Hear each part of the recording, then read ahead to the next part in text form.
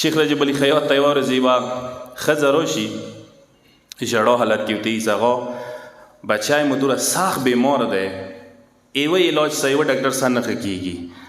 ای تا له منه نه سم دعا ورته وکړه سه مو بچي ته شفا میلو شي ځوان بچی مو دی مړ کېږي مګه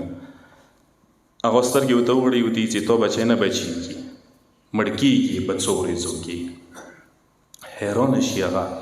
ورته هغه د څنګه خبره ده وکړله زه خو راغلی یم دې دپاره چې ته ماته تسلی راکړې هغه د ورته ویي شیخ رجب علي خیاط ورته ویي چې زوی د کساب دی عیسی کساب دی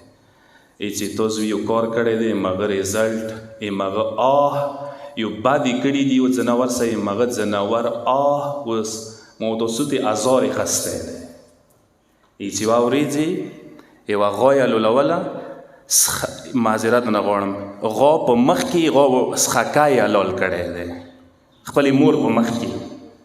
سخکای خپلې مور په مخ کې حلال کړی دی مغې غوا ته ازار کړی دی او دې ته دې رزلټ میلاو شوی دی دا به څو ورځو کې دنیا نه څي مړ کېږي دا مهم دی دا شی چې انسان سوچ به وکړي یو ځناور سره څه وکړي رزلټ یې میلوي انسان سره څه وکړي څنګه نه میلوي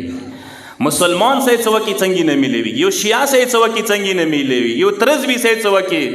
یو ورور سره څه وکړي پلار او مور سره څه وکړي رزلټ څنګه نه ته میلوي به ضروره میلوي